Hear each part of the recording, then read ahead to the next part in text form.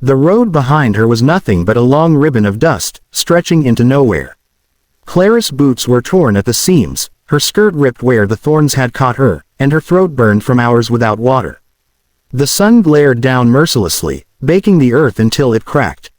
She kept walking, driven not by hope but by fear of the man she'd left behind and what he'd do if he ever found her again. When she saw the ranch up ahead, she almost thought it was a mirage. A tall wooden fence, a few grazing horses, and a weathered barn that looked like it hadn't seen much life in years. Smoke curled faintly from the chimney of a small cabin nearby.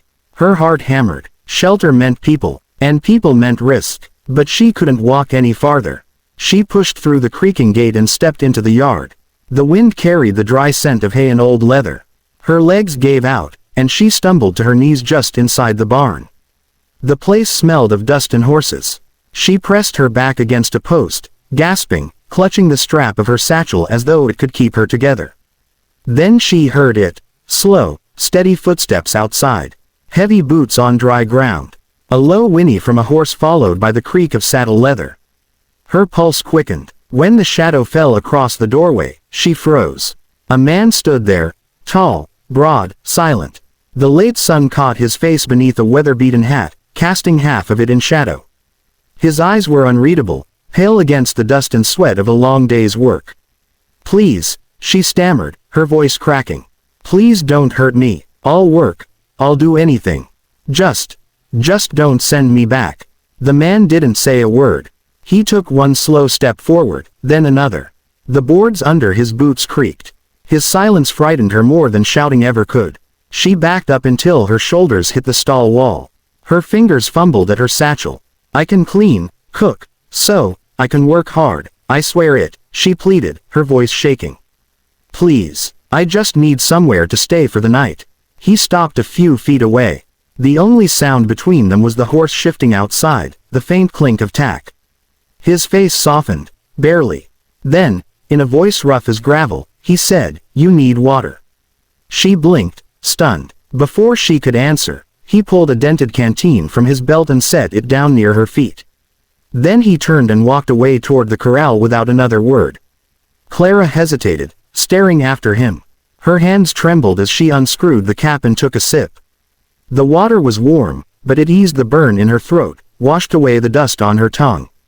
She closed her eyes for a moment, letting the sound of the wind fill the silence he'd left behind. When he came back, dusk had fallen.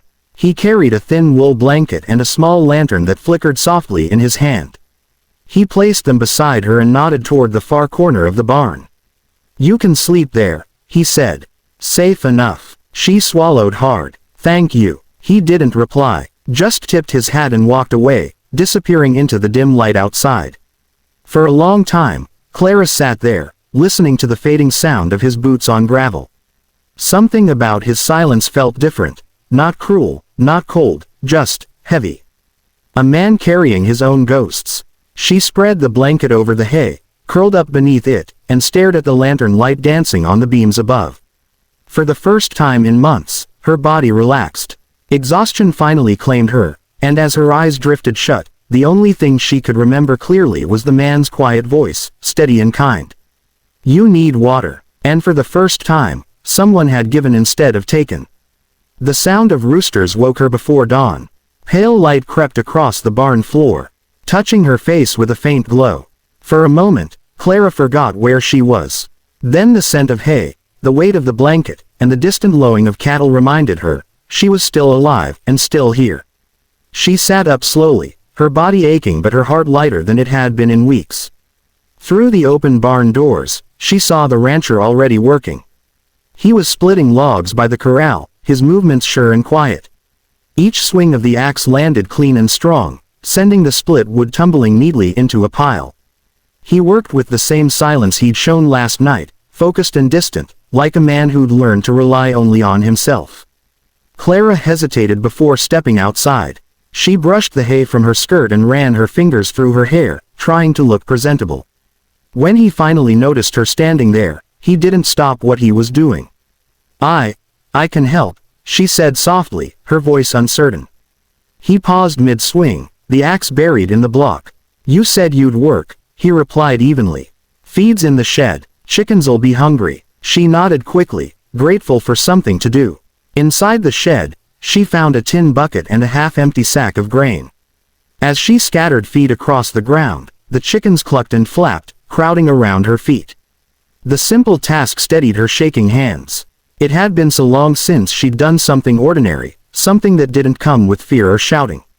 By mid-morning, sweat dampened her collar.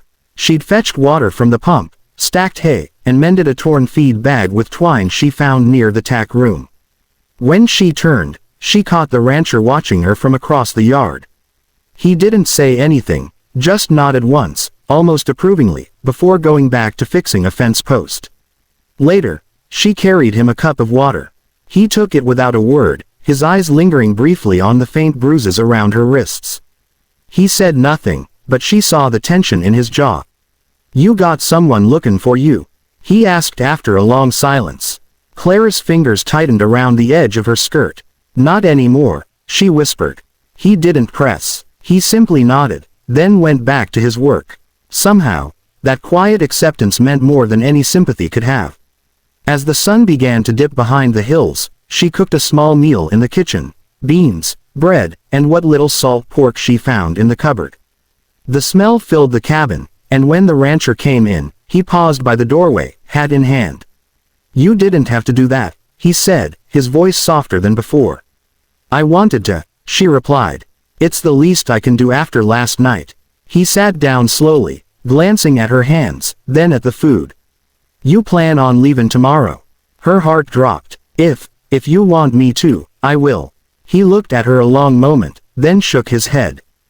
"Didn't say that." He leaned back in his chair, eyes tired but kind. "Ain't safe out there alone. You can stay. Work if you want. Don't if you can't. Just—" He paused, his voice rough, like the words were hard to say. "Come home." The words hit her like a whisper of something she hadn't dared to hope for: belonging. "Home," she repeated, her voice trembling.